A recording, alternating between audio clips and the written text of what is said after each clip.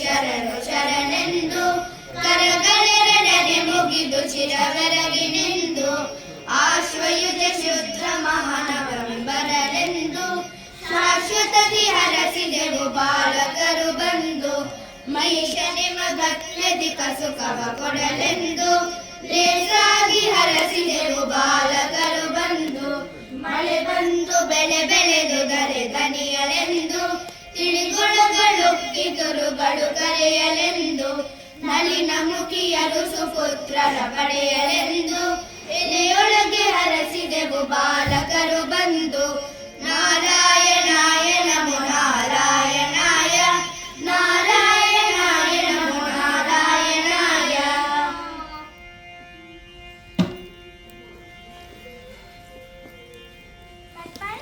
ನರನಿಂದು ಮನೆಗೆ ಮೈ ಸರಿಸಿ ನಡುಗುತ್ತ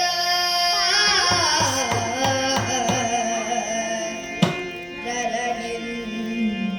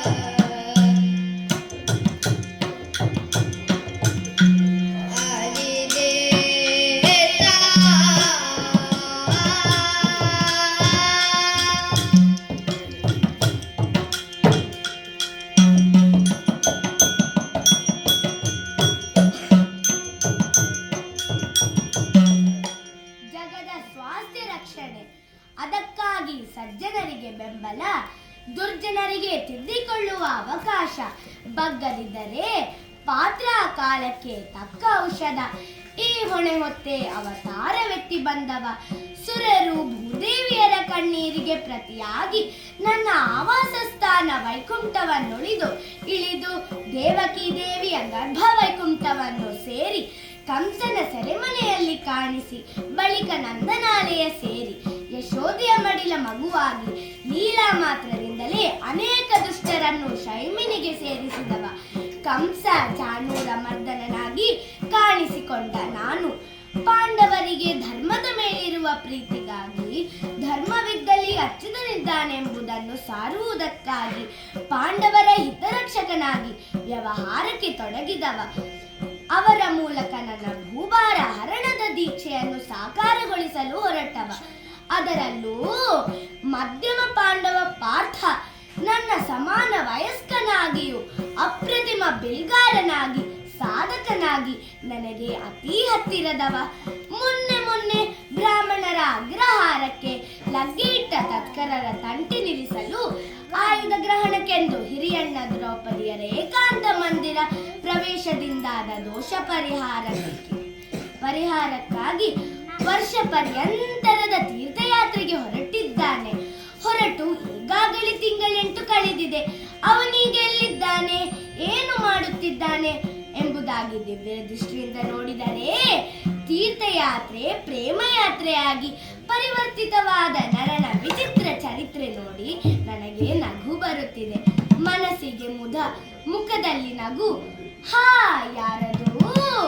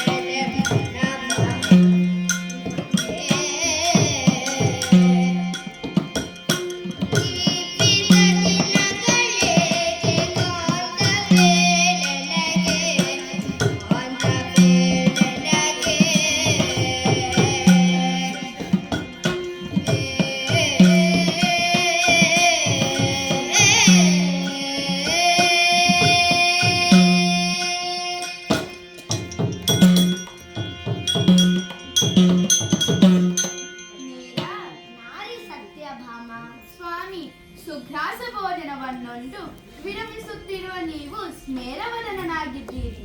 ನಗು ನನ್ನ ಬಿಡದು, ನಗುವನ್ನು ನಾನು ಬಿಡೆ. ನಾನು ಹುಟ್ಟುವಾಗಲೂ ಅಳಲಿಲ್ಲ. ನಗು ಮುಖ ಬೇರೆ, ಆ ಕರ್ನಾಟಕದ ಸೆಳೆವುದು ನಗುವುದೇ ಬೇರೆ. ಯಾವುದನ್ನೋ ನೆನೆದು ನೀವು ಈ ರೀತಿ ವಿಶೇಷ ನಗು ಬೀರಿರಬೇಕು. ನನಗೆ ಗೊತ್ತಾಯಿತು. ಏನು ಗೊತ್ತಾಯ್ತು? ನಿಮಗೆ ಯಾವಾಗ ನೋಡಿದರು ನಾರಿಯರ ಕುರಿತಾಗಿ ಚಿಂತೆ. ಖಂಡಿತವಾಗಿಯೂ ಯಾವಳೋ ಒಬ್ಬಾಕೆ ಹೊಸ ತರುಣಿಯನ್ನು ನೋಡಿದ್ದೀರಿ. ಅವಳ ಕನವರಿಕೆಯೇ ನಿಮ್ಮ ನಗುವಿಗೆ ಕಾರಣ. ನಿನ್ನ ಮಾತು ಪೂರ್ತಿ ಎಲ್ಲ ಗಳೆಯಲಾರೆ, ಆದರೆ ಈಗ ಮಾತ್ರ ಕಾರಣದಲ್ಲ, ನಾರಿಯರ ದೆಸೆಗಾಗಿ. ನಾರಿಯರ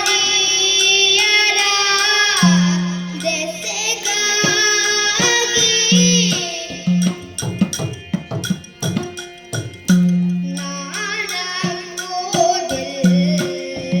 ಬಲೆ.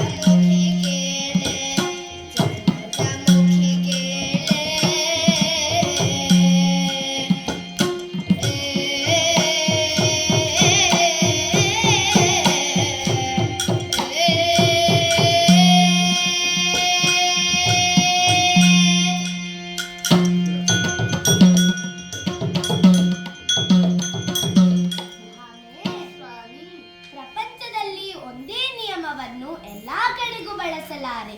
ಪ್ರತಿ ನಿಯಮಗಳಿಗೂ ಒಂದು ಅಪವಾದ ಎಂಬುದುಂಟು. ಅದರಲ್ಲೂ ಆವನಾರಿಯ ಮೇಲೆ ಮನವಾಯಿತು ನಿಮಗೆ ಎನ್ನುವ ನಿನ್ನ ಮಾತು ಸ್ವಲ್ಪ ಮಟ್ಟಿನ ಉತ್ಪ್ರೇಕ್ಷೆಯಿಂದ ಕೂಡಿರುವುದೇ? ನಾನಾಡಿದು ಉತ್ಪ್ರೇಕ್ಷೆಯೇ? ಹಾಗಾದರೆ ನಿಮಗೆ 16,108 ಮಂದಿ ಪತ್ನಿಯರಿರುವುದು ಸುಳ್ಳ? ಸುಳ್ಳಲ್ಲ, ಸತ್ಯವೇ. ನೀವೆಂಟು ಮಂದಿ ಪಟ್ಟಮಹಿಷಿಯರು, ಉಳಿದ 16,100. ಎಂತದ್ದು ಸ್ವಾಮಿ, ಹೋದಲ್ಲೆಲ್ಲ ಹಲಸಿನ ದಾರ ಹಿಡಿಕೊಂಡೇ ಹೋದದ್ದ? ಹೇಗೆ? ಗೊತ್ತಿದ್ದು ಉತ್ತರ ಬಯಸುವುದು ಅಂದರೆ ಇದೇ ನೋಡು.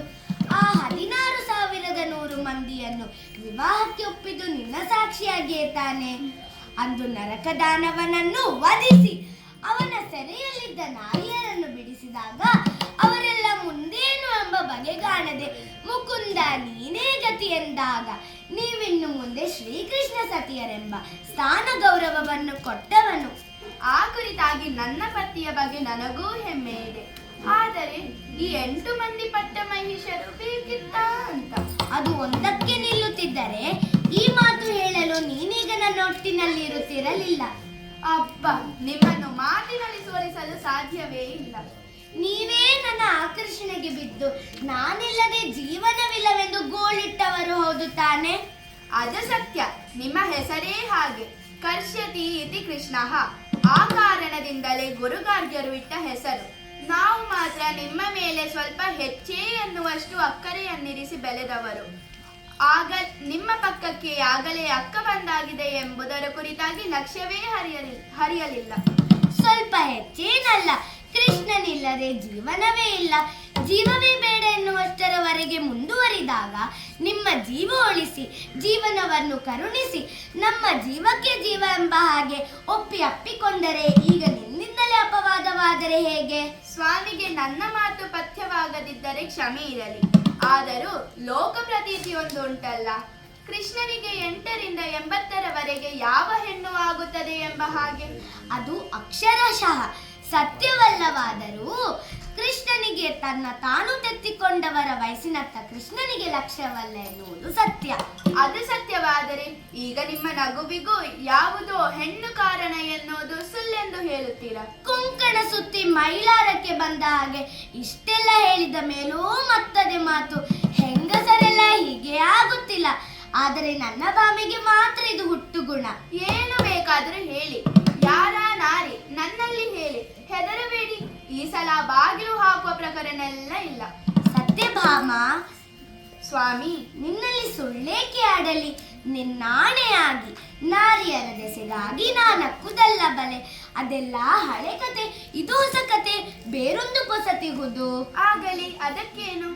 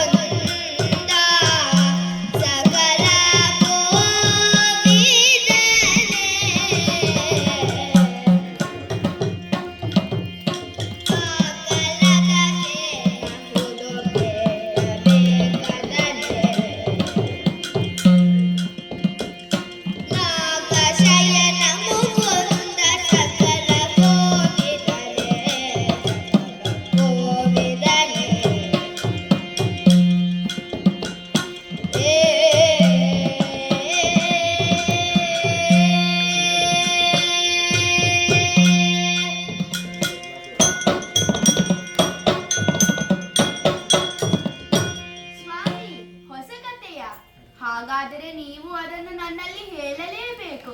ದಯಮಾಡಿ ಒಮ್ಮೆ ನನ್ನಲ್ಲಿ ಹೇಳಿ. ಯಾವಾಗಲೂ ಊರಿಗೆಲ್ಲ ಗೊತ್ತಾದ ಮೇಲೆ ನನಗೆ ಗೊತ್ತಾಗುವುದು. ಅದು ನೀವಾಗಿ ಹೇಳುವುದಲ್ಲ, ಯಾರೋ ದಾಸಿಯರು ಅಂತೆ ಕಂತೆ ಅಂತೆ ಬಂದು ಹೇಳುವುದು. ನಾಗಶಯನ ಬಾಯಿ ಮಾತಿಗೆ ನನಗೆ ಬಾಮೆಯಲ್ಲಿ ಹೆಚ್ಚಿನ ಪ್ರೀತಿ ಅಂತ ಹೇಳುತ್ತೀರಿ. ಅವತ್ತು ಪಾರಿಜಾತ ಸಿಕ್ಕಾಗ ನೀವು ಮುಡಿಸಿದ್ದು ರುಕ್ಮಿಣಿಯ ಮುಡಿಗೆ. ಅವಳ ತಲೆಗೆ ಬರಿಯ ಹೂವು, ನಿನ್ನ ತಲೆಗೆ ಮರವೇ ಹಾಕಲಿಲ್ಲವಾ? ಅಲ್ಲ, ಕೊಡಿಸಲಿಲ್ಲವಾ? ಹೌದು, ನನಗೆ ಮರ ಮಾತ್ರ ಗತಿ. ಅದರಲ್ಲಿ ಆದ ಹೂವೆಲ್ಲ ಬಿದ್ದದ್ದು ರುಕ್ಮಿಣಿಯ ಅಂಗಳಕ್ಕೆ. ಯಾರಿಗೆಷ್ಟೋ ಪ್ರಾಪ್ತಿಯೋ ಅಷ್ಟೇ ಸಿಗುವುದಲ್ಲವೇನೆ? ನಿಮ್ಮನ್ನು ಮಾತಿನಲ್ಲಿ ಗೆಲ್ಲುವುದು ಅಸಾಧ್ಯ. ಏನಾದ್ರೂ ಹೇಳಿ ಬಾಯಿ ಮುಚ್ಚಿಸುತ್ತೀರಿ. ನನಗೀಗ ನಿಮ್ಮಲ್ಲಿ ವಾದ ಮಾಡುವ ವ್ಯವಧಾನವಿಲ್ಲ. ನನಗೆ ಬೇಕಾದ್ದು ನೀವು ಮುಚ್ಚಿಟ್ಟ ಗುಟ್ಟು. ಈ ಸಲವಾದರೂ ಮೊದಲು ನನಗೆ ಗೊತ್ತಾಗಬೇಕು.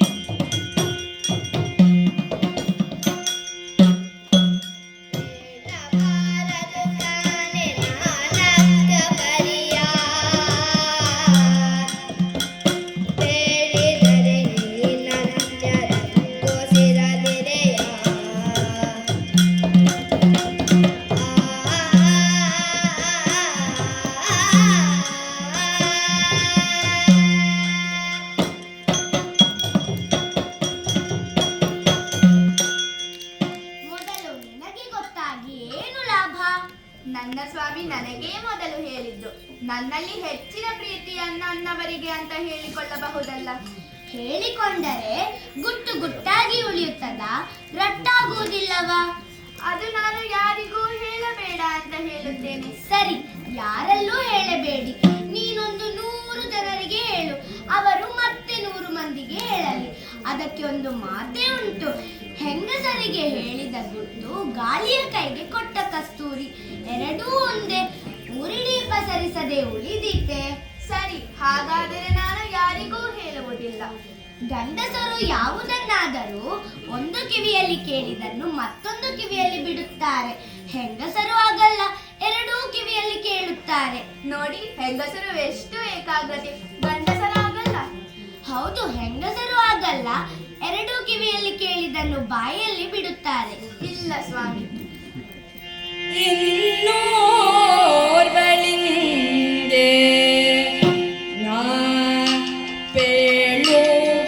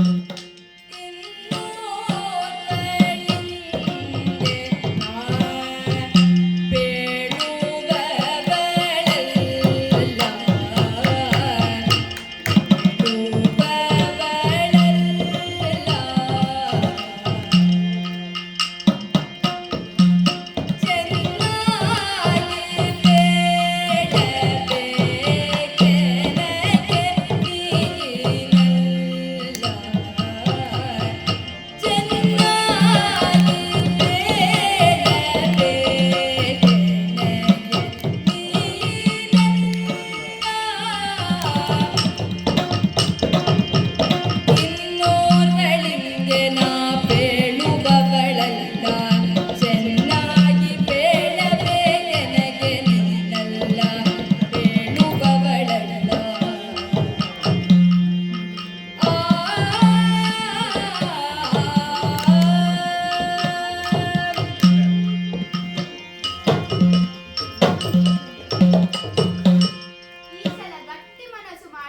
ಯಾರಿಗೂ ಹೇಳುವುದಿಲ್ಲ. ನೀವೇ ಹೇಳುವುದುಂಟಲ್ಲ, ಭಾಮ ನೀನು ಎಲ್ಲಾ ನಾರ್ಯರಂತಲ್ಲ ಅಂತ. ಬೇರೆಯವರು ಹೇಗೇ ಇರಲಿ, ನಾನು ಯಾರಿಗೂ ಹೇಳುವುದಿಲ್ಲ. ನಿಮ್ಮನೆ ಸತ್ಯ. ಖಂಡಿತವಾ? ಹಾಗಾದರೆ ಕೇಳು. ತರುಣಿ ಕೇಳೆ ನಮ್ಮ ನಗರದ ಹೊರಗೆ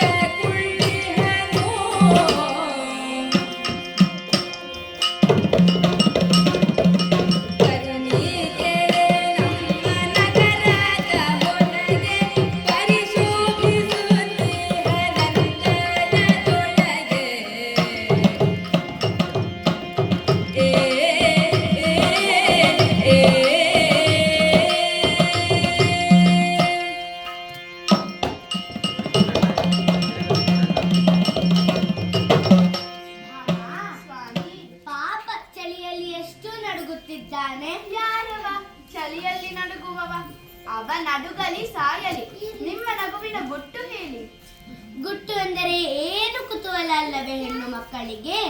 ಗುಟ್ಟು ಎಂದರೆ ಊಟ ಬೇಕಿಲ್ಲ, ಮತ್ತೆ ಉಡುಗೆ ತೊಡುಗೆ ಯಾವುದೂ ಬೇಡ. ಬೇಡ ಅಂದರೆ ಹೊಸತ್ತು ಬೇಡ ಅಂದರೆ ಉಡುಪೆ ಬೇಡ ಅಂತಲ್ಲ, ಹೊಸತ್ತು ಬೇಡ ಅಂತ. ಮತ್ತೆ ಕಟ್ಟಿಕೊಂಡ ಗಂಡನನ್ನಾದರೂ ಬಿಟ್ಟರು, ಗುಟ್ಟು ತಿಳಿಯದೆ ಬಿಡರು. ಸಾಕು ಸಾಕು, ಅಪಾಯ ಯಾಕೆ ಮೇಲೆ ಎಳೆದುಕೊಳ್ಳುವುದು? ಇದು ಚಳಿ ಮಳೆ ಲೆಕ್ಕಿಸದೆ ಕುಳಿತವ ಅನ್ಯನಲ್ಲ, ನಮ್ಮವ ಪಾರ್ಥ, ನನ್ನತ್ತೆಯ ಮಗ. ಅವನಿಗೇನಾಯ್ತು? ಎಲ್ಲಿದ್ದಾನೆ? ಛೇ, ದೊಡ್ಡ ಗುಟ್ಟು ಅಂತ ಹೇಳಿ ಇದಾ ವಿಷಯ. ಎಲ್ಲಿದ್ದಾನೆ? ನಮ್ಮ ಮನೆಯ ಹೊರಗಿದ್ದಾನ? ಅವನ್ಯಾಕೆ ಅಲ್ಲಿ ಕುಳಿತದ್ದು ಒಳಗೆ ಬರುವುದು ಬಿಟ್ಟು? ಒಳಗೆ ಕರೆಯಿರಿ ಸ್ವಾಮಿ. ಅವನಿರುವ ತಾಣ ನಮ್ಮ ಮನೆ ಹೊರಗಲ್ಲ, ನಮ್ಮ ನಗರದ ಹೊರಗೆ, ಪರಿಶೋಭಿಸುತ್ತಿರುವ ನಂದನದೊಳಗೆ. ಯಾಕದು? ಬರೀ ಅಲ್ಲಿರುವುದಲ್ಲ, ಮಾತ್ರವಲ್ಲ ವೇಷದಲ್ಲಿದ್ದಾನೆ. ವೇಷವ? ಅದಕ್ಕೆ ನಗುವ? ಅದು ಕೆಲವರಿಗೆ ಹಾಗೆ. ಸರಿ, ವೇಷ ಮಾಡಿಕೊಳ್ಳುವುದಕ್ಕೆ ಬರುವುದಿಲ್ಲ. ಒಟ್ಟು ಒಂದು ವೇಷವನ್ನು ನೋಡಿ ಬೇರೆಯವರಿಗೆ ನಗು ಬರುವ ಹಾಗೆ. ಯಾವ ವೇಷ ಮಾಡಿದರೂ ಹಾಸ್ಯಗಾರನಂತೆ. ಹೋ, ಈಗ ನೀವು ಅವರ ವೇಷ ನೋಡಿ ಬಂದು ನಗೆಯಾಡುವುದಾ? ನೀನ್ಯಾಕೆ ಅವಸರಕ್ಕೆ ಹುಟ್ಟಿದವರ ಹಾಗೆ ಮಾಡುವುದು? ವಿಷಯ ಇನ್ನೂ ಉಂಟು. ಇನ್ನೂ ಉಂಟಾ?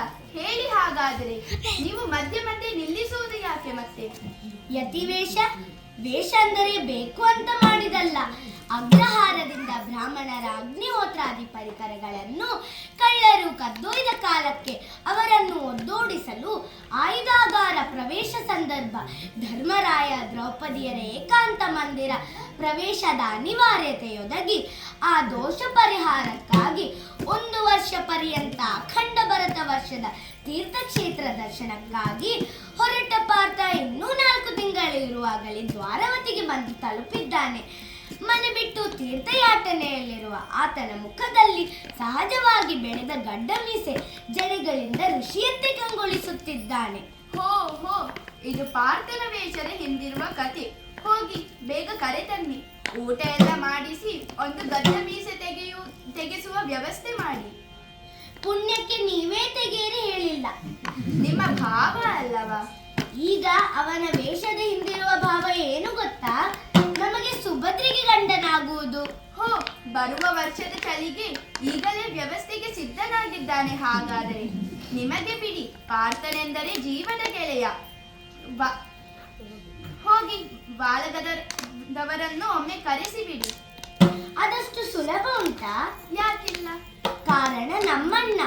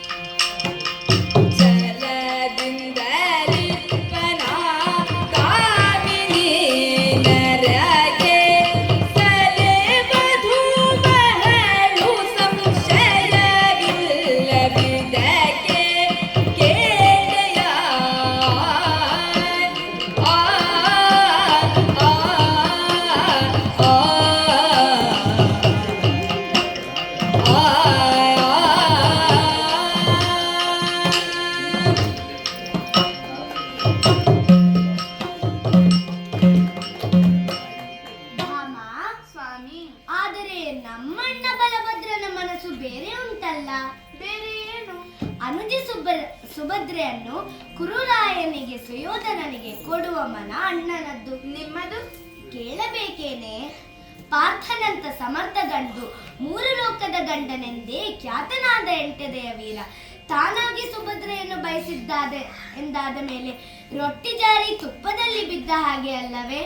ಸರಿ, ಬಲಭದ್ರನ ಮನಸ್ಸು ಹಾಗೆ, ವಾಸುಭದ್ರನ ಮನಸ್ಸು ಹೀಗೆ, ಈ ಸುಭದ್ರೆಯ ಮನಸ್ಸು ಹೇಗೆ? ಅದು ಸದಾ ಪಾರ್ಥನ ಮೇಗೆ. ಹಾಗಾದರೆ ನೀವೀಗ ಅಣ್ಣನ ಮತವೋ ತಂಗಿಯ ಮತವೋ? ನನ್ನದು ತಂಗಿಯ ಪಕ್ಷ, ಪರೋಕ್ಷವಾಗಿ ಧರ್ಮದ ಪಕ್ಷ. ಸರಿ, ಅರ್ಥವಾಯಿತು. ಅಣ್ಣನ ಕೋಪಕ್ಕೇನು ದಾರಿ? ದಾರಿಯೊಂದನ್ನು ಈಗಾಗಲೇ ಮನದಲ್ಲಿ ನಿಶ್ಚಯಿಸಿದ್ದೇನೆ. ಹಾವು ಸಾಯಬಾರದು, ಕೋಲು ಮುರಿಯಬಾರದು, ಅಂತಹ ಒಂದು ಉಪಾಯ ಮಾಡಿದ್ದೇನೆ. ಏನದು? ಹೇಗದು? ಇದು ಗುಟ್ಟು ಮರೆಯಬಾರದು. ನೆನಪುಂಟು, ನನಗೆ ಒಮ್ಮೆ ಹೇಳಿ. ಪಾರ್ಥನ ಯತಿವೇಷವನ್ನೇ ಉಪಯೋಗಿಸಿ ಅಣ್ಣನನ್ನು ಮರುಳು ಮಾಡಬೇಕು. ಯತಿಗಳೆಂದರೆ ಅಣ್ಣನಿಗೆ ಸದಾ ಭಕ್ತಿ ಗೌರವ. ಪಾರ್ಥನ ನಿಜವರಿಯದಂತೆ ಯತಿ ಎಂದೇ ಬಿಂಬಿಸಿ ಅವನ ನಂಬಿಕೆ ಬೆಳೆಸಿ ನಮ್ಮ ಸುಭದ್ರೆಯ ಅರ್ಜುನ ಸನ್ಯಾಸಿಯ ಸೇವೆಗೆ ಮಾಡುವುದು ಮೊದಲ ಹಂತ. ಮತ್ತೆ ಅವನ ಚಾತುರ್ಮಾಸ್ಯ ಮುಗಿದ ಕ್ಷಣಕ್ಕೆ ಸುಭದ್ರ ಅಪಹಾರ. ಬಲಭದ್ರ ಸ್ವಾಮಿಯ ಕೋಪಕ್ಕೆ ತುತ್ತಾಗುತ್ತೀರಾ ಸುಮ್ಮನೆ? ಆಗ ನಾನು ರಂಗ ಪ್ರವೇಶ ಮಾಡಿ ಅಣ್ಣನನ್ನೇ ಕಂಡವರ ಸೇವೆಗೆ ಮನೆ ಹೆಣ್ಣು ಮಗಳನ್ನು ನಿಲ್ಲಿಸಿದ್ದಕ್ಕಾಗಿ ಆಕ್ಷೇಪಿಸಿದರೆ ಅಣ್ಣ ದೆಪ್ಪಗಾಗುತ್ತಾನೆ. ಹೋ, ನಿಮ್ಮ ನಗುವಿನ ಹಿಂದೆ ಇಷ್ಟೊಂದು ದೊಡ್ಡ ಕಥೆ ಇದೆ ಅಲ್ಲ ಸ್ವಾಮಿ. ನಕ್ಕೆ ನಾನದರಿಂದ ಎನ್ನಿಸಿಕೊಂಡದನು.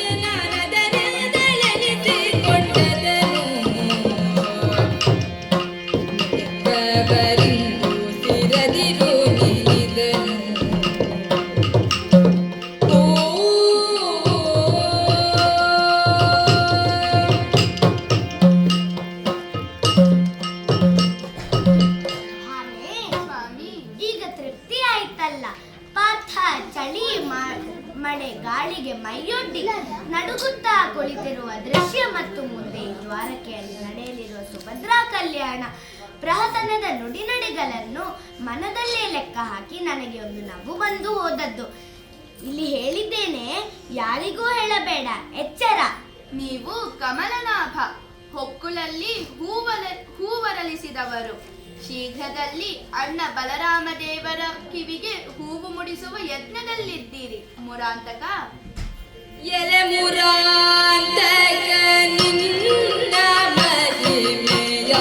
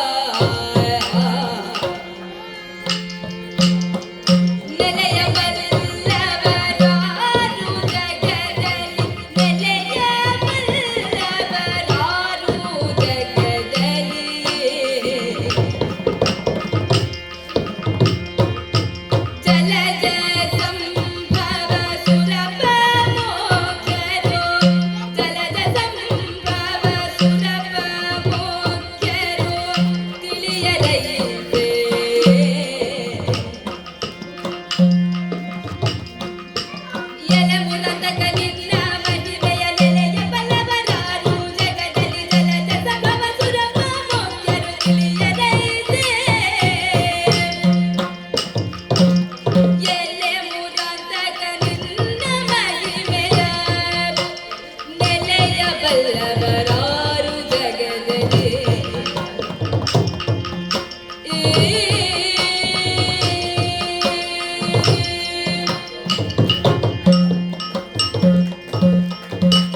ಸ್ವಾಮಿ ಭಕ್ತ ಕುಟುಂಬಿ, ನಾವೆಲ್ಲ ಎನಿಸುವುದು ನೀವು ನಮ್ಮ ಕುಟುಂಬ, ನಾವಷ್ಟೇ ನಿಮ್ಮವರೆಂಬ ಹಾಗೆ.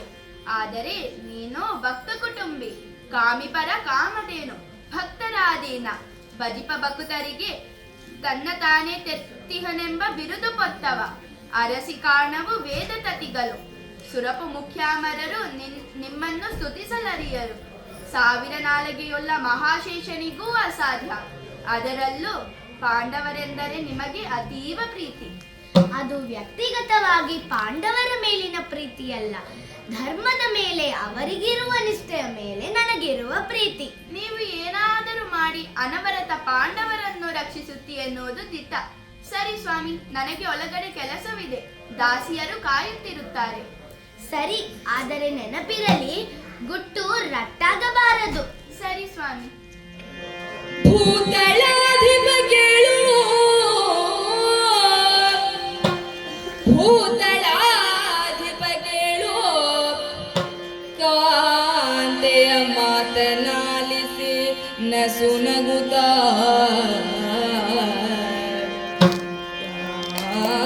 ಕಾಂತೆಯ ಮಾತನಾಲಿಸಿ ನಸುನಗುತ್ತ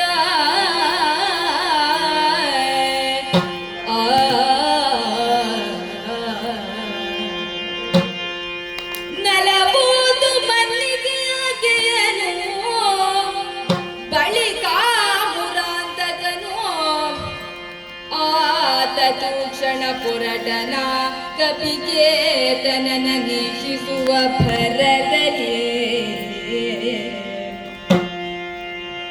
ಪ್ರೀತಿಯಂತುಂಟೋ ಪ್ರೀತಿಯಂತುಂಟೋ ಭಕ್ತರಲ್ಲಿ ಲಕ್ಷ್ಮೀ ನಿವಾಸಂಗೆ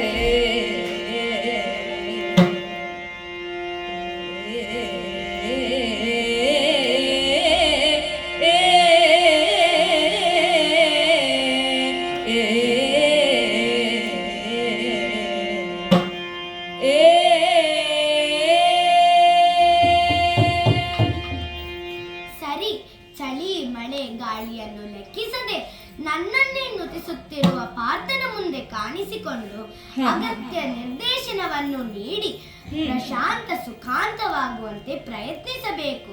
ಉದ್ದೇಶ ಸುಭದ್ರಾ ಕಲ್ಯಾಣ, ಲಕ್ಷ್ಯ ಲೋಕ ಕಲ್ಯಾಣ.